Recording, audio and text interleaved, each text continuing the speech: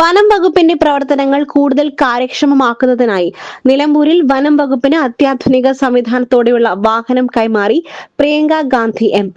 നിലമ്പൂർ വനം ഡിവിഷണൽ ഓഫീസിൽ നടന്ന ചടങ്ങിൽ MP വാഹനത്തിന്റെ ഫ്ളാഗ് ഓഫ് കർമ്മം നിർവഹിച്ചു.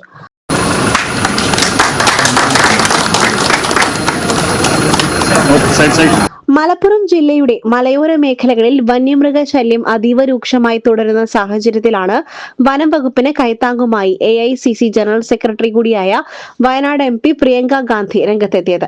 CSR ഫണ്ടിൽ നിന്നും 53 ലക്ഷം രൂപ ചിലവഴിച്ചാണ് അത്യാധുനിക സംവിധാനങ്ങളോട് കൂടിയ 4-വീൽ വാഹനം വനം വകുപ്പിനായി ലഭ്യമാക്കിയത്. മലപ്പുറം ജില്ലയിൽ വനം വകുപ്പിന് ആദ്യമായിട്ടാണ് ടൊയോട്ട ഹൈലക്സ് വാഹനം ലഭിക്കുന്നത് എന്ന പ്രത്യേകതയുമുണ്ട്. 2 നിരയിലായി ഉദ്യോഗസ്ഥർക്ക് യാത്ര ചെയ്യുവാനുള്ള സൗകര്യത്തിന് പുറമെ വനപാലകർക്ക് ആവശ്യമായ സാധന സാമഗ്രികൾ സുരക്ഷിതമായി കൊണ്ടുപോകുന്നതിനുള്ള പ്രത്യേക സജ്ജീകരണങ്ങളും ഈ വാഹനത്തിലുണ്ട്. നിലമ്പൂർ MLA ആര്യടൻ ഷൗക്കത്തിന്റെ ഇടപെടലിനെ തുടർന്നാണ് MP ഫണ്ടിൽ നിന്നും ഈ വാഹനം അനുവദിക്കുവാൻ പ്രിയങ്ക ഗാന്ധി തയ്യാറായത്. ചടങ്ങിൽ ആര്യടൻ ഷൗക്കത്ത് MLA, റവന്യൂ വകുപ്പ് മന്ത്രി AP Anilkumar, Nilambur south DFO Dhanik Lal, north DFO P Dhanesh Kumar, മറ്റ് വനം വകുപ്പ് ജീവനക്കാർ, ജനപ്രതിനിധികൾ എന്നിവർ പങ്കെടുത്തു.